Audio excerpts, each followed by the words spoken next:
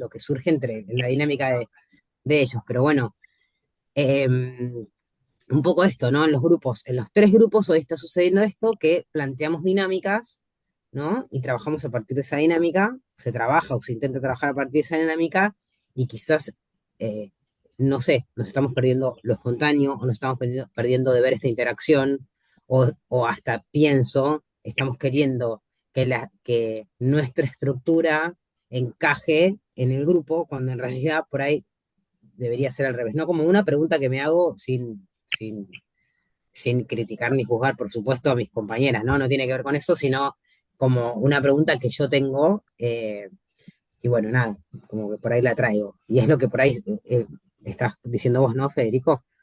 ¿Mm? Guille.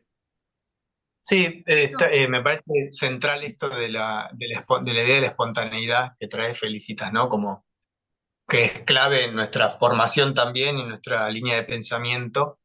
Y pensaba, por ejemplo, bueno, ¿qué pasa con la mamá de Rodrigo que pareciera desconocer la agresividad de su hijo, ¿no? Cuando lo victimiza, cuando dice, bueno, es Mateo quien le pega, o en el colegio tal cosa, ¿no? Como que el riesgo para mí es ver cómo uno repite o retraumatiza eso si no le da lugar, porque la madre no le está dando lugar y nosotros por ahí queriendo que, no sé, se adapte a la, qué sé yo, normas del encuadre o condiciones del encuadre, también estemos repitiendo eso, donde el chico en definitiva está buscando maneras de vincularse con el otro. Hoy le sale con la agresividad o la violencia, también a veces, digo, esto que nos dicen o que nos cuentan de que una madre se queja de que otro chico del grupo le pega a su hijo es moneda corriente, todo el tiempo pasa, Claro.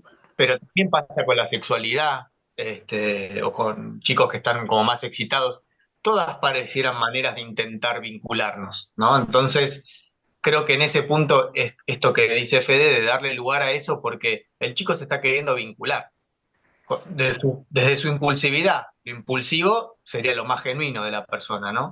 Lo que pasa es que tiene siempre una connotación muy negativa. Cuando uno dice impulsividad ya le está dando un valor negativo a eso. Entonces creo que ese es el punto de ir tratando de ver cómo este chico Rodrigo se vincula o intenta relacionarse, ¿no? Hacerse escuchar, ser visto. ¿Puede vincularse desde ese lugar o tiene que no ser él para vincularse o para que lo vean o lo escuchen? Bueno, eso sería como empezar a explorar un poco la manera que, bueno, en este caso Rodrigo está teniendo, ¿no? Que no es visto, no es aceptado ese aspecto de él. Por sobre todo, bueno, en principio, desde el afuera, lo que la mamá trae, ¿no?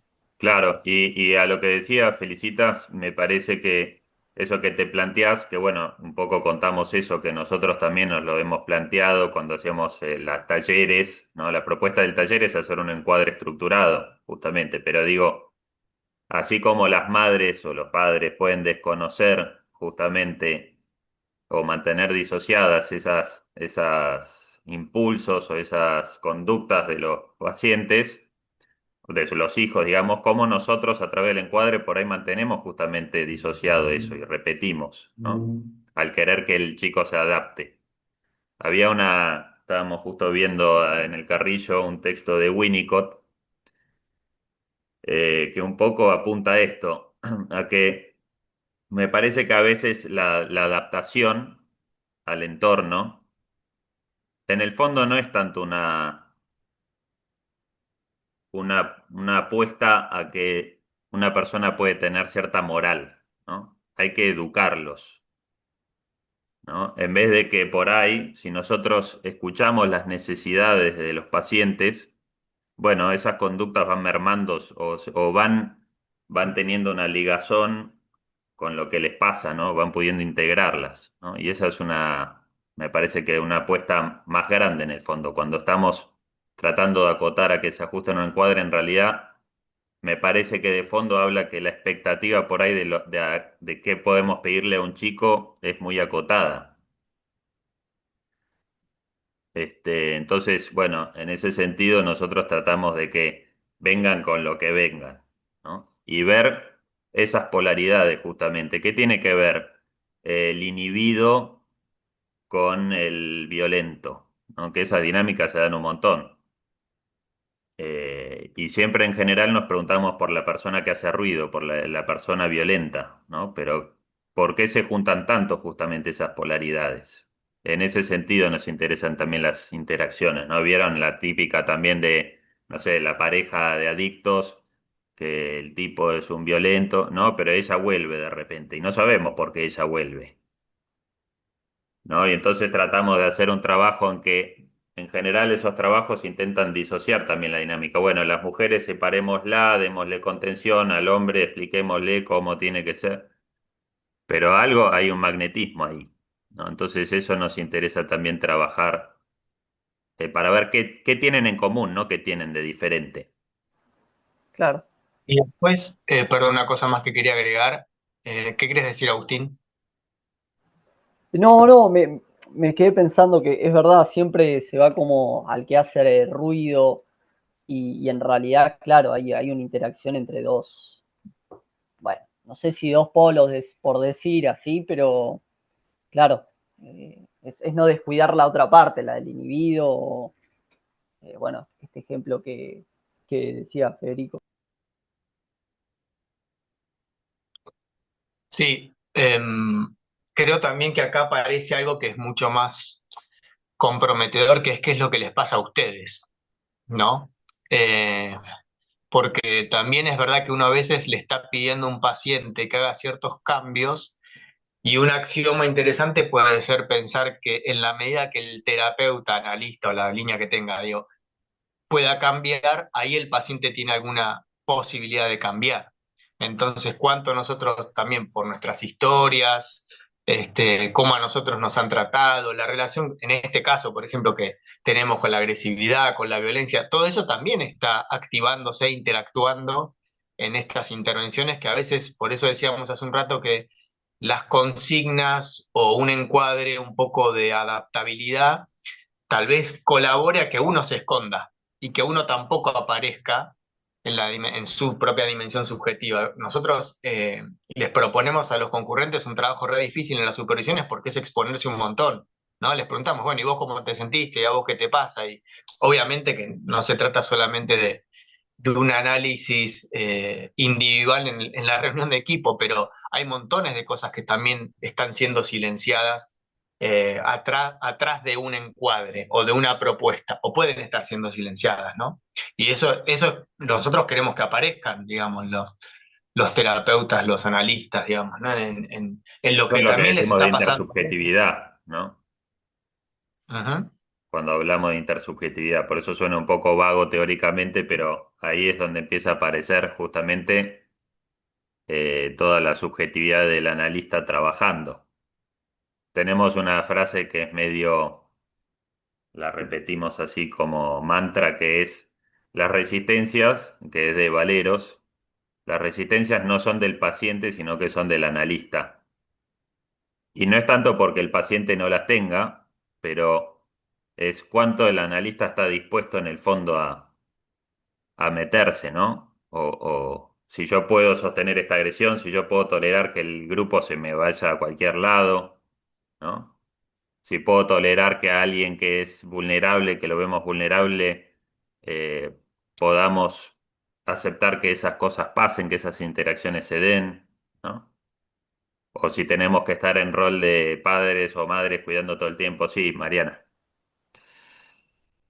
Sí, yo me hago la pregunta porque me pasa lo mismo. Yo no estoy en el grupo de niñeces, sí acompaño un grupo de mujeres adultas. Entonces, yo creo comprender conceptualmente la propuesta, pero en abstracto, sin haber trabajado en grupos de niños y niñas, me pregunto cómo podría ser esta intervención que aloje, digo, esta conducta de Rodrigo, ¿no? Por ejemplo, me imagino, vos estás con la propuesta, con la actividad, no sé, el dibujo, la plastilina, Rodrigo ahí, bueno, molestando a sus compañeros, no acatando la consigna. Bueno, ¿cómo alojamos eso? Digo, ¿es a través de la palabra? ¿Es dejar fluir? ¿Es una pregunta? ¿Cómo?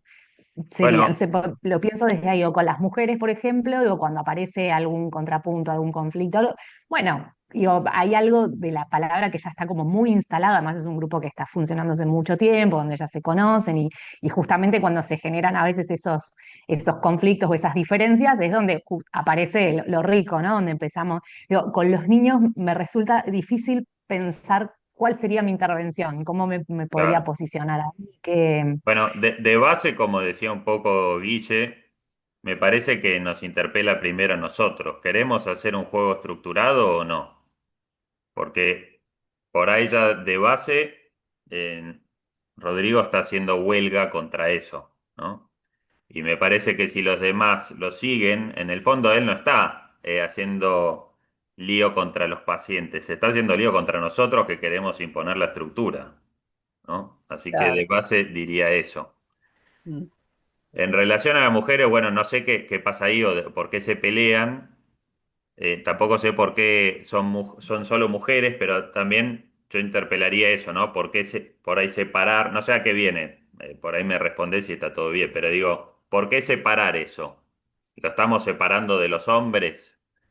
¿No? Y entonces ahí va de nuevo ese interpelar. En el fondo, ¿qué estamos confirmando? ¿Qué estamos dejando disociados, ¿no? Entre las mujeres no sé qué pasa, por ahí si querés contarnos, pero bueno, entre los niños me parece que él está trayendo justamente el alma al grupo.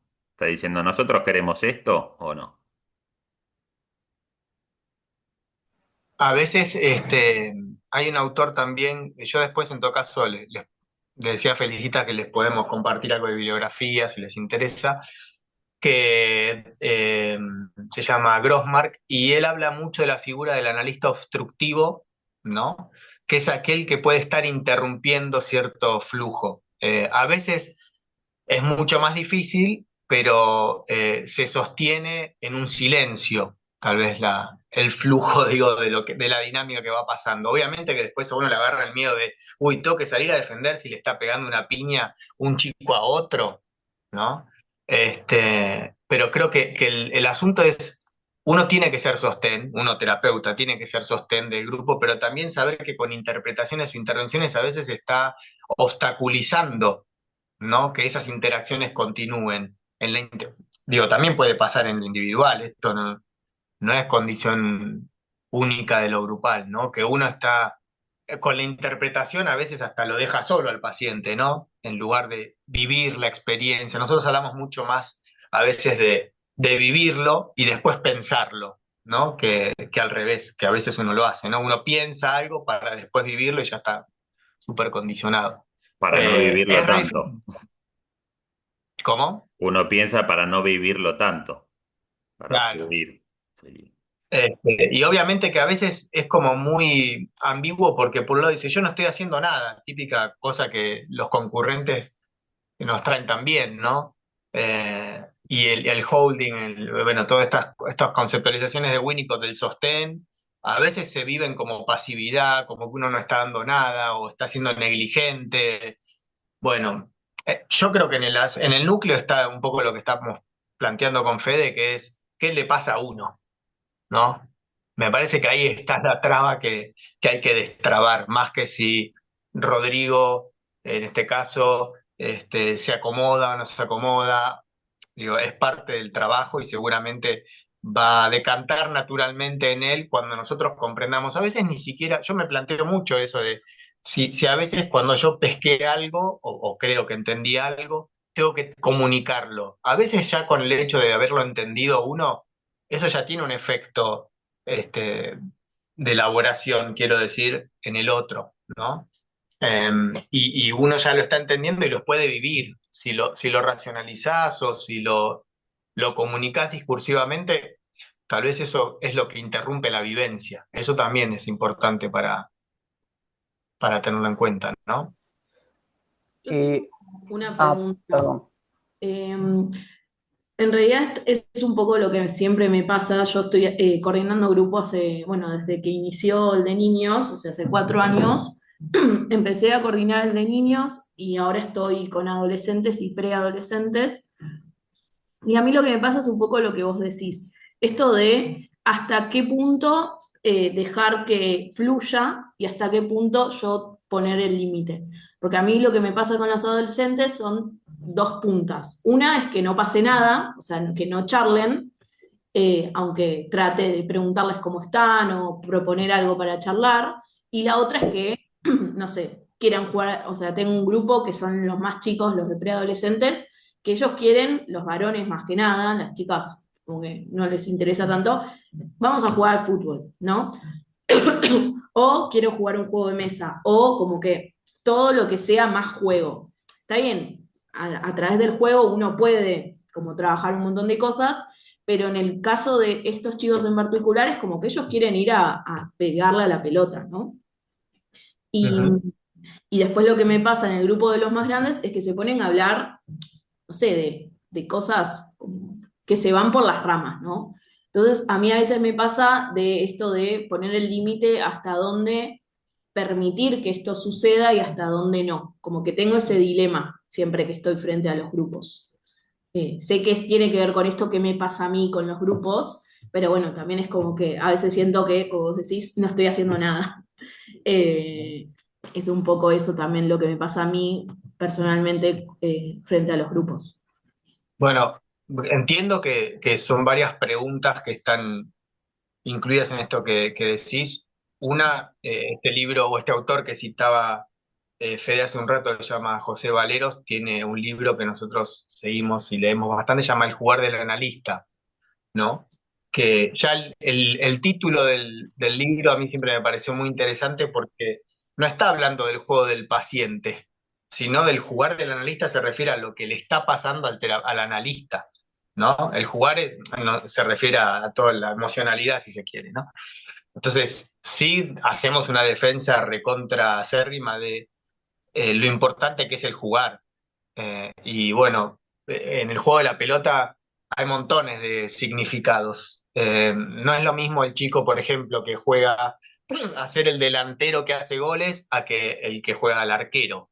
Son como posiciones muy distintas respecto, por ejemplo, de la relación con la agresividad, ¿no? El que se anima a atajar los golpes o los ataques del otro, al que se anima una pregunta que yo muchas veces le hago a los papás cuando tengo entrevistas, eh, que hablan de que, bueno, no sé, tiene baja tolerancia a la frustración mi hijo, por ejemplo, ¿no? Y entonces sale, bueno, juega al fútbol el papá con el hijo. ¿Y a qué juegan? Bueno, a patear penales. Y por ahí el hijo es el que ataja. Y entonces yo le pregunto al papá, ¿y cómo le enseña a perder? Y el papá dice, le hago muchos goles, ¿no? Entonces ahí uno entra también como em, a cuestionar eso. Primero, ¿estamos muy seguros que ese papá está jugando desde el lugar de padre o también está su narcisismo infantil implicado ahí, ¿no? Y que no tolera. A veces puede pasar que uno está jugando en el consultorio, digo, al uno a las cartas con un nene de 5 años y a uno le agarra una bronca, aunque uno tenga 40, 50, 80 años, porque el narcisismo infantil, según este autor también, no se cura nunca. En realidad uno intenta tolerarlo. Entonces a veces uno tiene un poco más velado maneras de contraatacar. Por ejemplo, revelar que el chico está haciendo trampa, ¿no? Y tiró un +4 o un +2 cuando tenía que tirar un 8 verde, por decir algo así. Bueno, nosotros no entendemos la trampa como una transgresión, sino como la necesidad que tiene el chico en ese momento de sentirse acompañado. Entonces digo, hay montones de implicancias que tiene el juego que yo creo que si uno va siguiendo la escena, va a saber que van elaborando, ¿no? Y de repente el chico que solo atajaba, un día se anima a patear. Eh, no sé, no me quiero poner muy concreto y tampoco muy específico, porque no se trata hoy del juego en sí mismo, ¿no? Pero en la misma línea es lo que vos decís, bueno, se van por las ramas con los temas que charlan. ¿Dónde pones el punto? Bueno, está bien, el encuadre en algún sentido, yo siempre lo pensé como, no es si es en determinado espacio, en determinado tiempo, sino todo aquello que altera tu estabilidad emocional.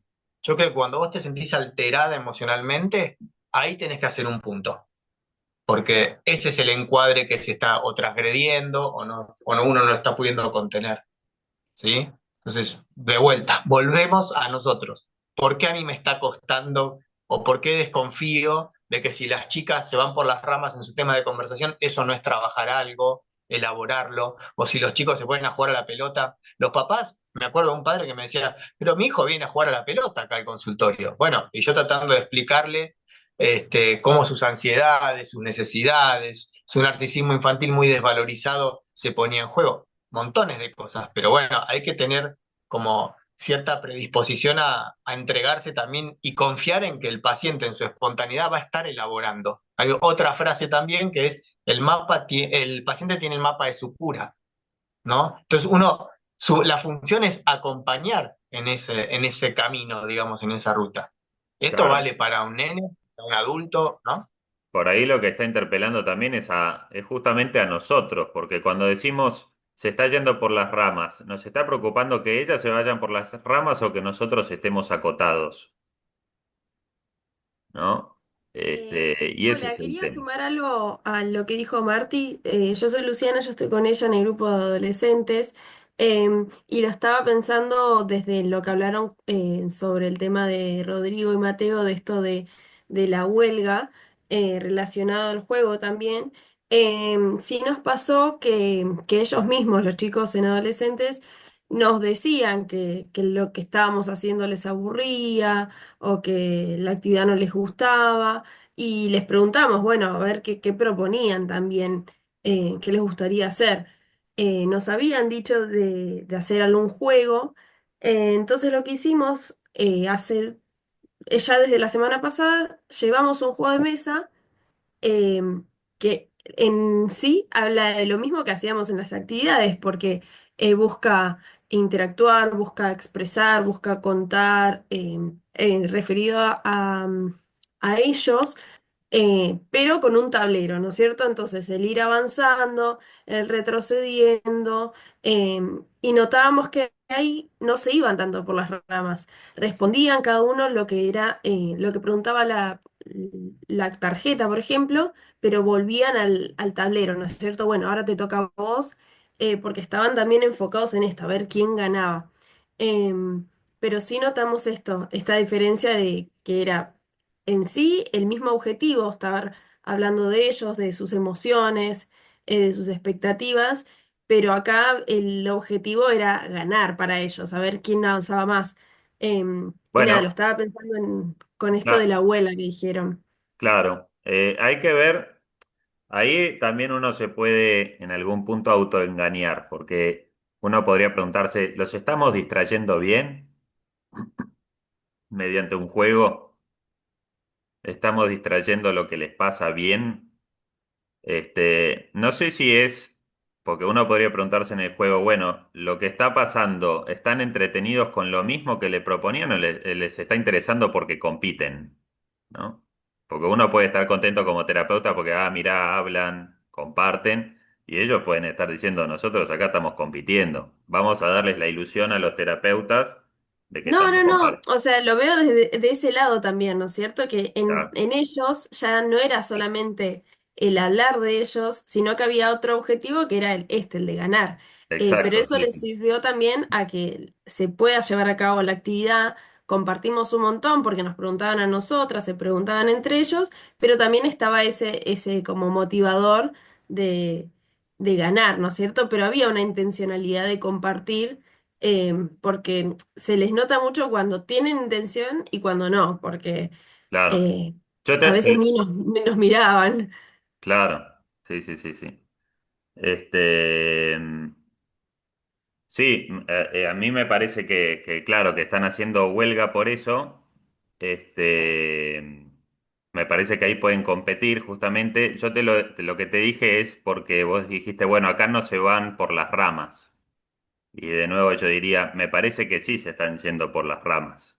Porque en el fondo lo que están intentando hacer es bueno, que los adultos estos que nos cuidan estén conformes mientras nosotros internamente nos hacemos guiño y jugamos a lo que queremos, independientemente de que vos, Luciana, veas bien, hayas visto bien, que en realidad es por su competencia, ¿no?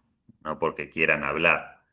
Me parece que a veces cuando proponemos hablar, eso de nuevo, estamos como intentando adaptar. Y nosotros creemos que adaptar es como una manera, una fe muy condicionada en el fondo en el niño, porque es a lo máximo que puede llegar a la adaptación, ¿no? ¿Qué hacemos con lo agresivo? ¿Qué hacemos con la competitividad? ¿Qué hacemos con los berrinches? ¿Qué hacemos con intentar mezclar a personas que aparentemente parecen inconciliables, ¿no?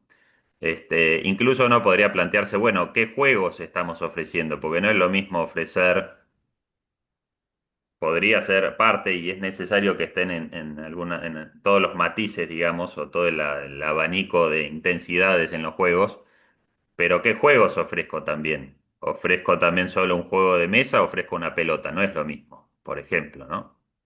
No es lo mismo una competitividad que la otra. Pero bueno, ese es otro tema que también ya es el juego en sí mismo, que es un mundo en sí, ¿no?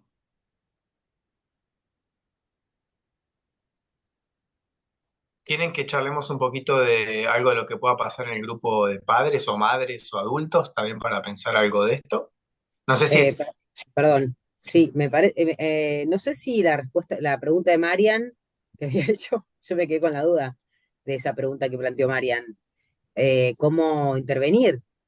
O sea, ¿cómo intervenís una situación de agresividad dentro del grupo, digamos, por ejemplo? entre las madres No, estaban no, no, diciendo, o no, en el grupo de niños. De No, Rodrigo, esa es la pregunta de Marian que había hecho, ¿no? claro. Bueno, estaría bueno si querés, hagamos lupa en eso concretamente que decís, Mariana, sí, lo hablamos.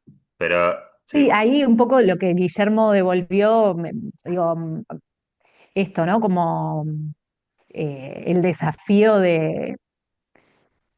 de poder acompañar y sostener eso que acontece sin una intervención que tienda como a volver a ese encuadre, a volver a regular, ¿no? Digo, es un desafío igual, me cuesta un montón como pensarme en esa situación, porque también te escuchaba, Fede, cuando hablabas recién de esto de la adaptabilidad, algo que vengo percibiendo en la demanda de los adultos, tanto familias como instituciones, en relación a la atención de las niñeces, tiene que ver con esto, con la adaptabilidad. Todo el tiempo, digo, lo que aparece como el pedido muy explícito a veces que aparece a nosotras del espacio de psicología es como, bueno, hacerme a este pibe que se pueda bancar estar en la clase 4 horas sin hablar, sin moverse, sin gritar, me molesta, o sea, todo lo que incomoda a los adultos, ¿no? Entonces, desde ahí se me hace también esta pregunta todo el tiempo, como bueno, ¿cómo no replicar nosotras eso en este espacio, ¿no? Digo, no es un espacio que venga como a esto, a amansar a estos pibes, sino, y que incluso también pasa, cuando los pibes empiezan a transitar el espacio, muchas veces algunas actitudes, esto nos ha pasado más tal vez en algunos espacios terapéuticos individuales con adolescentes, ¿no? Digo, que los pibes empiezan como a expresarse en su subjetividad y muchas veces esa conducta que molesta al adulto no solo no se acalla, sino que recrudece, ¿no? Digo, empieza a aparecer como los pibes a manifestarse más esto en sus necesidades, en su queja, en su demanda hacia los adultos, y ahí aparece muchas veces la respuesta de la familia que deja de mandar al pibe o trae el enojo de, bueno, al final el psicólogo no ayudó para nada. Creo que es un desafío enorme como esto, como nosotros como adultos no poder acompañar e intervenir ahí sin replicar estas conductas que tienden a esto, a silenciar eso que está pasando ahí o a desviarlo, como dicen ustedes. Pero bueno, sí, sigo pensando como que es un gran desafío, eh, digo, ¿cómo alojar eso? Digo, no sé, como pienso en esta situación, ¿no? Pienso en esta escena de Rodrigo yendo por todo lado, moviéndole la silla a uno, rompiéndole el papel a otro. Digo, bueno, quedarme en silencio ante eso y seguir mirando y dejar que fluya y ver cómo reaccionan los demás niños ante eso, Yo por eso, por es ahí una intervención. No sé cómo- claro, yo por ahí por eso te decía, Mariana, que para mí la primera pregunta es, ¿seguimos estructurando el juego y las temáticas o no? Porque, de nuevo, ¿a quién está interpelando Rodrigo? A los chicos? ¿Y nosotros tenemos que intervenir para que no moleste a los chicos o nos está molestando a nosotros que propusimos este juego? ¿No? Entonces, de base, ese sería mi primer cuestionamiento.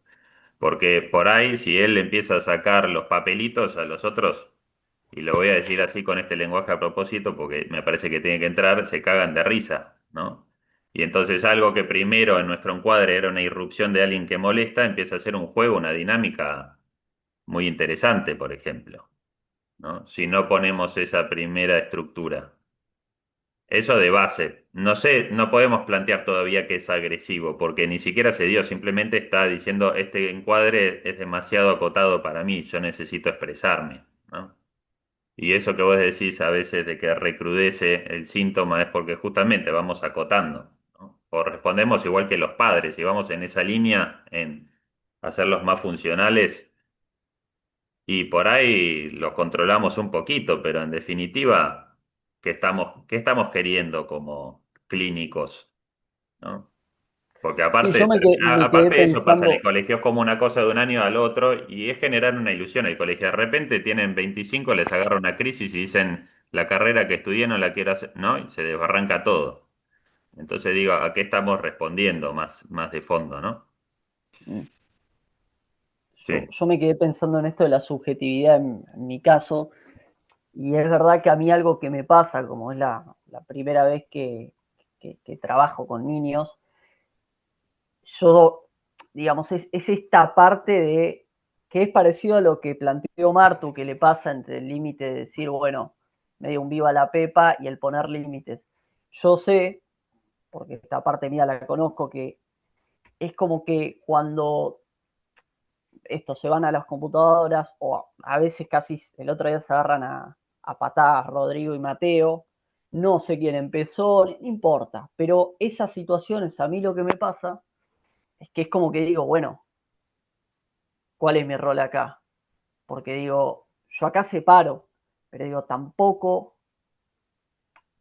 hay puntos en los que uno juega y otros puntos en los que dice, bueno, acá está el límite, ya una patada o que se peguen o que una piña, y bueno, ahí ya tengo que, ya no puedo seguir como jugando, esto se frena. Pero a veces en eso a mí me aparece una rigidez que después capaz me cuesta como seguir jugando de eso y adaptarme. Es como mi propia elasticidad de, bueno, es como esto, más uno va estirando, más va llegando. Yo es como que hay situaciones que todavía, claro, capaz digo, bueno, no sé, se van con las computadoras. Bueno, chicos, vengan, bueno, jugás un poco, hablás, ves. Es ese límite entre, bueno, hasta dónde y en qué punto ya uno toma el rol más como de, bueno, digamos, hacer de límite, porque si no, claro, siendo nenes, bueno, con bastante carácter se va bastante la cosa y hasta eso, se pueden qué sé yo, pegar o meter la traba y que otro se caiga y se la pegue y le sangre la nariz, entonces eso es en nuestro